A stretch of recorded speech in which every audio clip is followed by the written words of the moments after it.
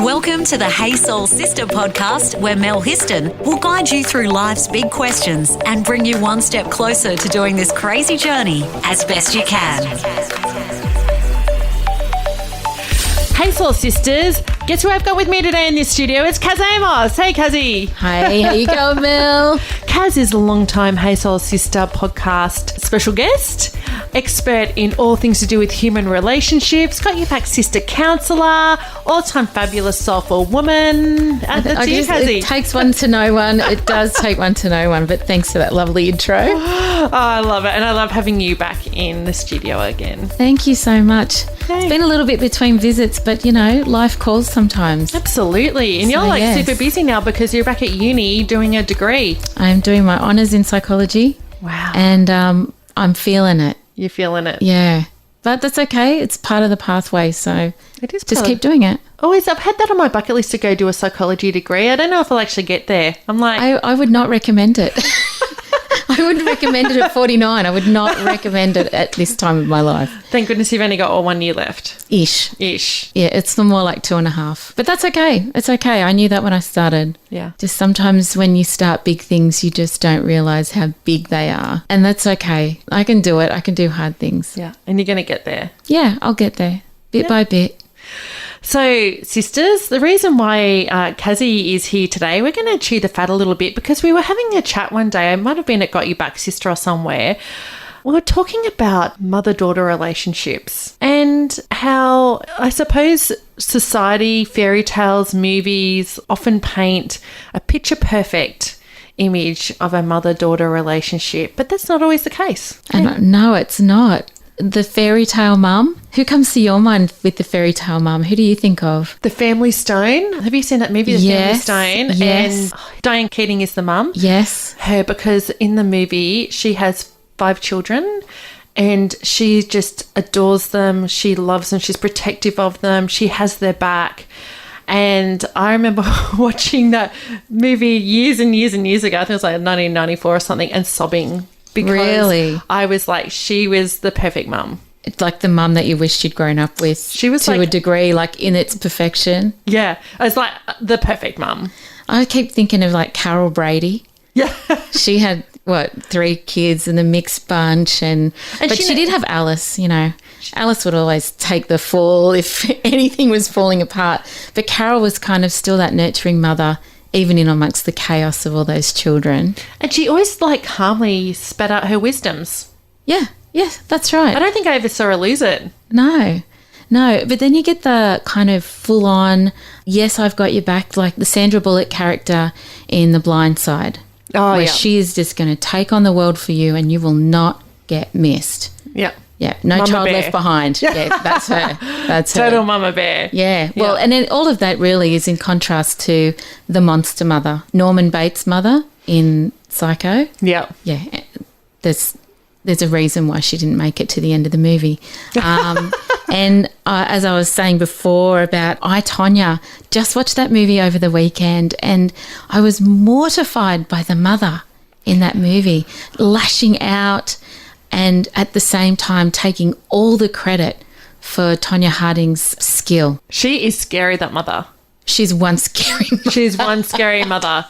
One scary mother for sure. I was flinching while I was watching because every now and again she would lash out physically and then lash out verbally and absolutely cut that poor woman to shreds, even when she was tiny. Or when she came in with the hidden tape recorder to try and get her daughter to admit to something for the media. And the thing was, her daughter knew. Oh, spoiler alert. That's okay. It's been out for a few years now. It's totally been out for a few years. Yeah, but so that idea of the perfect mother versus the monster mother. So I guess when I was thinking about the complexity of the relationships of mother-daughters, it's around maybe loosening the reins a little bit on being absolutely perfect Carol Brady or being absolutely horrendous, like the full narcissistic mother that Tonya Harding's mum was in that story. Absolutely. And probably one of the things that we were chatting about recently is the toxic mother-daughter relationship where mums are jealous of their daughters. Yeah. And the impact that has. Yeah, like the competitive nature. Competitive mothers. Yeah. Yeah, so when I think about that, and I don't know if it's like this for you too, but I always wonder whether that mother had an unmet future that she never got to participate in, but she's done everything she can to make it okay for you or the daughter to access good education, to access career opportunities, even to learn how to love. Yeah. Yeah, I think sometimes that jealousy and that competitiveness comes in at that level. You know, you're having what I didn't have. I wish it was me, even though a mum might say that and not mean to be competitive. I think it can feel like that. It feels like it takes a little something away from you. Yeah. Maybe if you're wanting to celebrate something and say, hey, Mum, I did this. And I don't know, what do you want to hear? Yeah. I'm so proud of you. Or even I want to have a birthday party and have my friends over. Yes. Yeah. And being made to feel that's not okay or it's not allowed. Having something taken away from you that's precious. Yeah. By somebody who's in control. Yeah. So through your counselling business, is that something that you see commonly through people that may come to you? Yes, absolutely. And I think because it comes back to the mother-child relationship very on is one of those relationships that forms how we attach, how we are in relationships with adults. That sort of work is done when we're babies. And it's done from the time we're conceived, and most of the work is done in that first like that attachment is done in those first 1,000 days they talk about in psychology. Yeah, okay. I didn't know that, first 1,000 days. Yeah, and even less than that is those early attachments in the first couple of months, in those first 3 months, are super important to how you learn to be in relationships as you get older. Really? Even that young? Even that young. Totally that young. Because the brain is going through such extraordinary growth and development in that time. I mean, that baby's brain is brand new. Yeah. It's still, all the neurons is just starting to mend together. And if that baby is, for instance, for someone coming into the counselling space, if that baby is in a traumatic environment where maybe there's violence or arguing or there's a lack of security, then that attachment is going to be affected. I didn't realise that it starts that young. We're little baby sponges. We're absorbing everything around us from that early period of time. Isn't it funny? Because I think we kind of think, oh, they're just little kids or they're just babies and they don't really know or understand what's going on, but they do on some level. Yes, they absolutely do. And there's quite fascinating stories of ways that babies intuitively move towards the people who care for them and intuitively move away from those who they don't feel safe with. There's a whole theories around attachment style which are created in those early years where we are either securely attached, we have an ambivalent, anxious attachment, and that comes from the different style of parenting that our primary carer delivers. So say that again, ambivalent. Anxious, ambivalent. So what's that?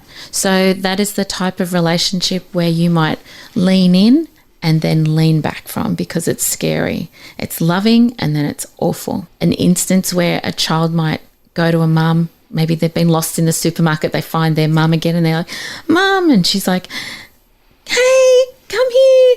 Now don't ever leave me again, you know, and gets very angry with this child who is trying to find security and safety and doesn't find it in the person that they trust and love the most. I have severe mother guilt right now. Oh.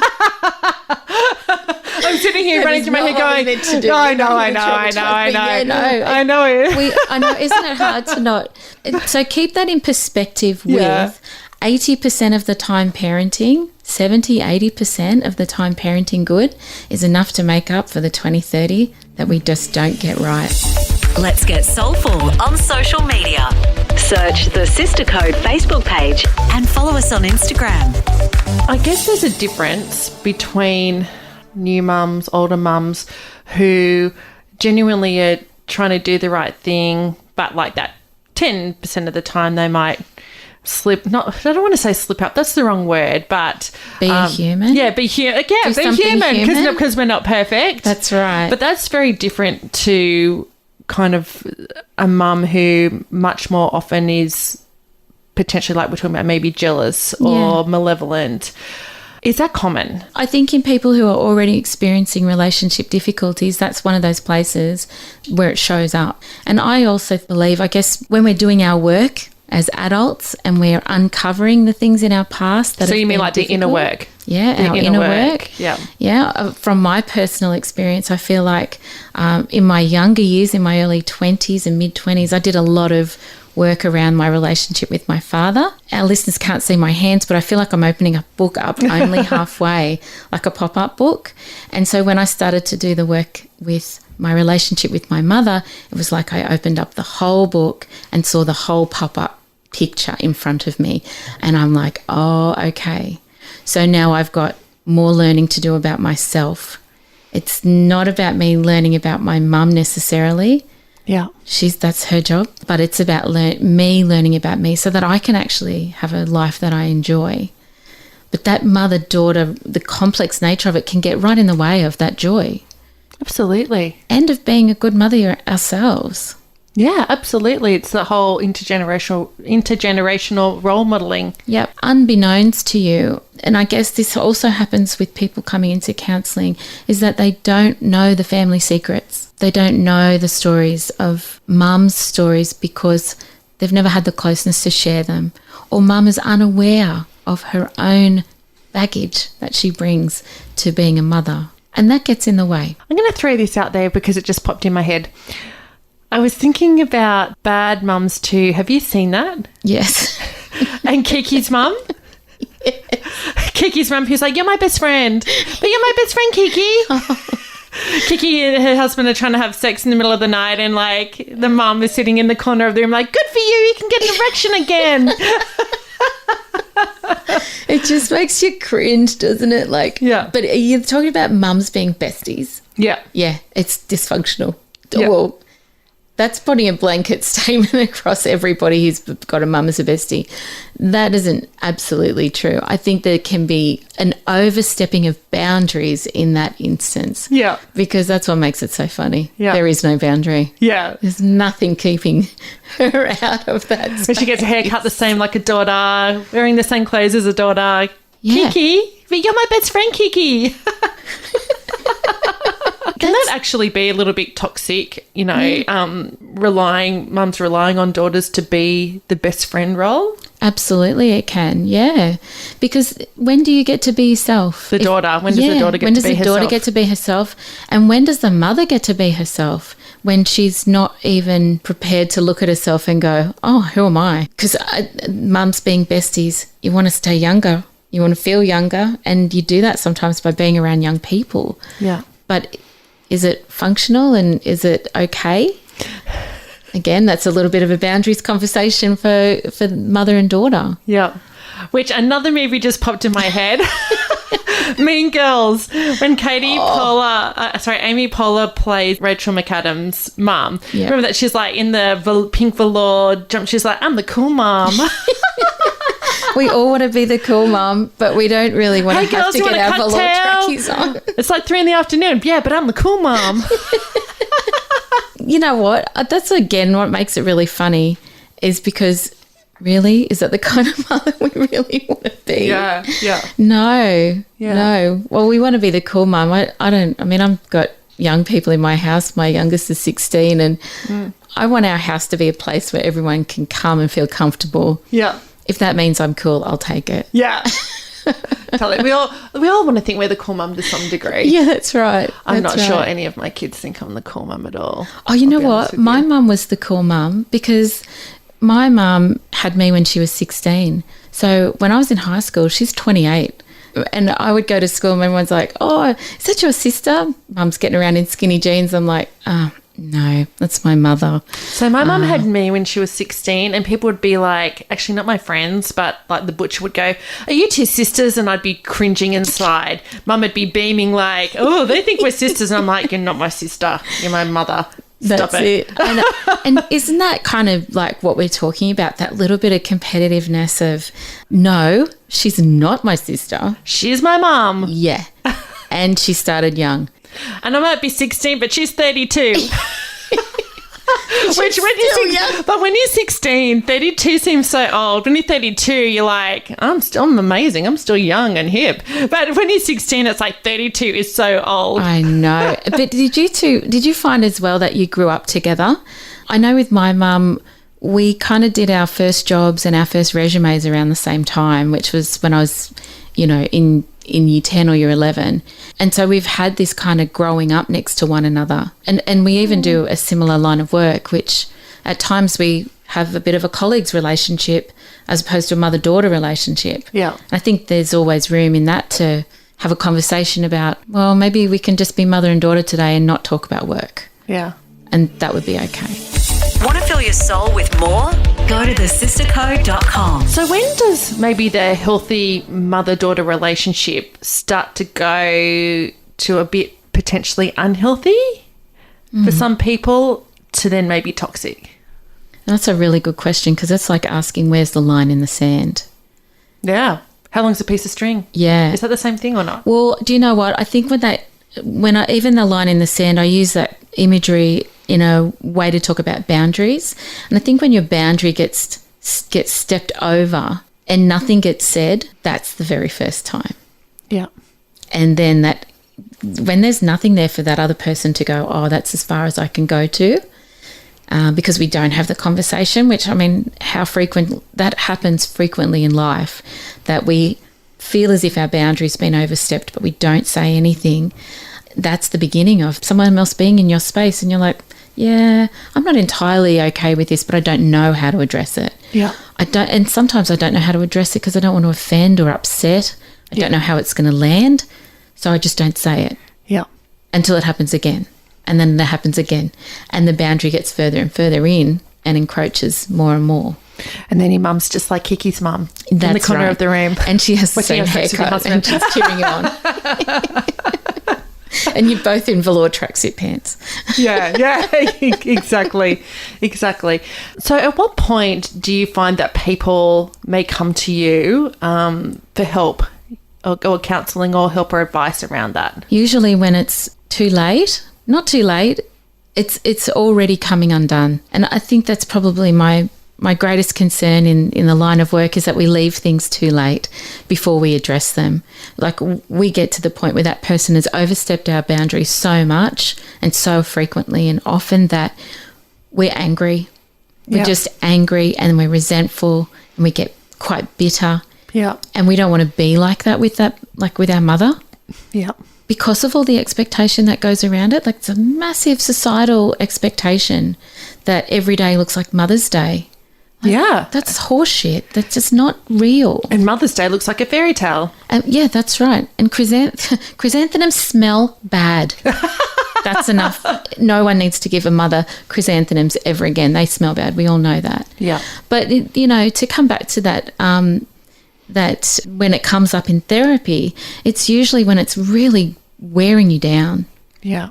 And you don't really have the words for it anymore, because you'll either cry or you'll lose it. And you don't want to do either of those things. So the therapeutic process around that is about, how do I softly and kindly manage myself so that I can very tenderly step into creating a boundary. And do you find that there are particular techniques or tools or things that people can use or women can use if they need to manage that relationship with their mum that may have become toxic? Yeah. Or unhealthy or toxic. Yeah. So I think the toxic nature of it comes from trauma. Yeah. And in psychology, we talk about big trauma with a capital T, little trauma, little t.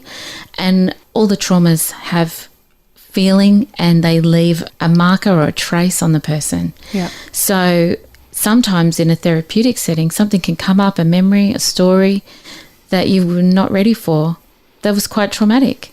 But in the moment you didn't understand it or weren't paying that kind of attention to it properly because you're a kid, So sorting out those traumas mean that if you're going to look for somebody to help you out with that, look for somebody who has a trauma-informed practice so that they're mindful of handling people and working with people who are coming through traumatic memories and stories so that you're in good care. Yeah. Because that's part of what's missing in the mother-daughter toxic relationship is care. Yeah. There's a lack of care. There's a lack of nurture. To be honest, that's what mothers are supposed to do. Like, we are the home of hugs and nurture and softness. Like Dr. Phil would say, a soft place to fall. A soft place, yeah, that's really beautiful. Yeah. And we want to be that. I suppose verbally berating our children and criticising them does not bring beautiful humans into the world. It brings bitter and angry and sad people around. Yeah. So mental health is hugely affected by the relationships that we have with our mothers and our fathers, but specifically in this case, our mothers. Yeah. Depression, anxiety, they come from all those things that are toxic in relationships. Yeah.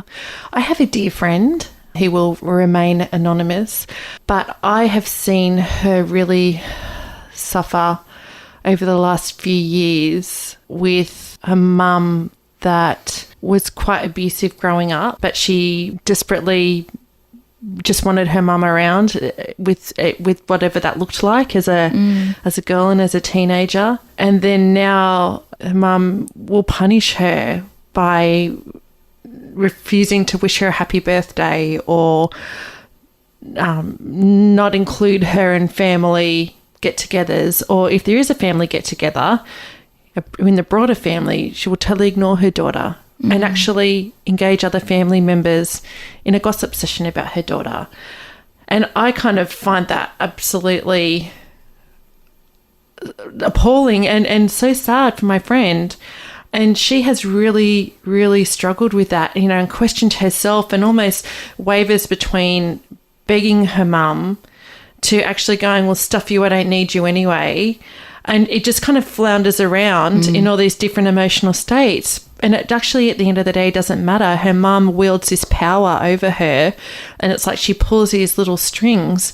And I think my friend now is at the point of going, yep, she's had different therapy and stuff around that, because you're right, she can't manage her mum, all she can manage is herself. Yeah. And actually getting to that point where there's nothing she can really do, and she has to, I guess, reach a level of acceptance and go, okay, well, this is my life, and my mother is never going to be that mother that I want them to be. Isn't that a sad letting go? It's a really, you know what? It is it's really sad letting go. And we talk about it every now and then. I think she reaches a point, she's like, she just needs to talk about it. And I feel so sad for her because, and I get angry. I mean, I've obviously never said anything to her mum, but I get angry at her mum because I'm like, how could you do that to your daughter? That is your daughter. All she wants is for you to love her. That's all she wants. And instead, there's this constant game playing and manipulation, and then trying to turn other family members against her. And you go, why? Why? Because I would just say that's what the mother knows. Yeah. And it's not to make excuses, but rather to say, that's yours. And we are not. And I really want to make this clear, because even when I was thinking about what we were going to talk about today, the one thing that just really stood out to me is that we are not responsible for our mother's well-being or mental health or choices. We are not. Yeah. We're just not. And it's okay to let ourselves be completely off the hook for that. Yeah. Because we're talking about an adult woman, got another adult woman who she has an opportunity to love, but maybe she doesn't know how to herself. So that's up to her to work out. And we can't be responsible for our mothers, but we can be responsible for our mothering. Yep. And some of that we do for ourselves, like we nurture ourselves. How do we become our own soft place to fall? Yep. How do we let go of something super, super hard, or set a boundary in place? I have read Glennon Doyle's book Untamed, and just recently in one of her podcast episodes, she talks about the visualizing herself as an island, and on that island she has a drawbridge, and she puts the drawbridge down for whoever is welcome to come to her island. The rules are you're only allowed to come with love. I love that. And so the story she tells is when she said it was easier to tell the whole world via Instagram that she was in love with a woman and she was going to marry a woman. And it was easier to tell the world than it was to tell her mum and dad. So in telling her mum and dad, her mum kept arriving with, in conversations, I'm worried about this, I'm scared about that. What are people going to say? And how are you going to deal with this? And how are you? And she ended up saying to her mother, you have to stay on the other side of the drawbridge. You can't come to the island with your fear, because it's your fear that's interrupting our love here. And there are crocodiles around the island, so don't even try and swim over. But for me, that analogy is really quite powerful. Yeah. Because we don't have to have everybody on the island. Yeah. We can just choose who we want to and make for a really, really great place to be. And it doesn't, not that we don't want to invite our mothers. We'd love to invite them. But do we want to invite their fear? And I think she was able to in that story. She says, I told her, you can't come with your fear. When you go and deal with your fear, you're welcome to come onto my island. And she said she went and she worked on it because she wanted to be in her daughter's life. That is beautiful. Isn't that something? It is beautiful. Yeah. Because it takes a lot to look within and actually go, maybe it's me. Oh, and what am I going to do about it? Yeah. That's doing the inner work. That is the hard, and that is hard. That's vulnerability. And I think just when you think you've been vulnerable, get a little deeper. Yeah. And that was from personal experience, not just from clients who are willing to be vulnerable in those spaces. But yeah. And I suppose on a positive note, those relationships can be healed, but it has to be with doing the inner work. Yes. Yeah. And it takes baby steps. It's not a big leap. So take that pressure off yourself. Make it the baby step. And I've had this conversation with my mum. Well, you don't call me. And she says, well, I don't want to call you because you're too busy and I don't want to interrupt anything. And I go, well, it feels like you don't want to talk to me at all. And she said, well, I don't want you to think that. And I said, well, just call me for 10 minutes. And something that I've decided to do is actually do that. Just call and say, I've got 10 minutes. I just want to check in. How's things? How's your week? How's your day? Yeah. And instead of waiting for her to come to my party, I'm doing my step. Yeah. So then I can feel okay with myself. I love that. I don't want to lose or have anything get between us. That doesn't have to. Most of us only get one. Get one mum. But I also want to teach my kids how to be connected to me as well. Yeah. As mothers, we're the meat in that sandwich, aren't we? When we've got a mum and we're mumming. Yeah. Yeah, we want to be able to do both of them as best we can, I guess. Oh, my friend, you're so wise. And soulful. Oh, thank you, soul sister. I love it. So how can people, Kaz, if they wanted to maybe reach out to you, maybe somebody needs some advice or maybe a session with you about working on their own mother-daughter relationship, how can they find you?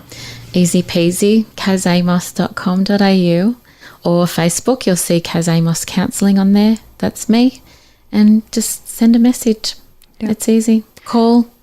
Thank you so much. You know what? Every time you come on Hey Soul Sister, I always get people reach out to go how much they've enjoyed the episode and what they've learnt, and it's actually given them either some peace or a call to action. Well, you and I get to have conversations from the heart, I think. Yeah. And then everyone gets to hear them. So, I don't know who's the luckiest here. Yeah, although I didn't talk about my vagina in this episode, so that's probably a good thing. She didn't leave it out, though. What a pleasure. Thank you so much, Kaz. Thank you. Thanks for listening to Hey Soul Sister with Mel Histon. What would help you on your crazy life journey? Email Melissa at thesistercode.com.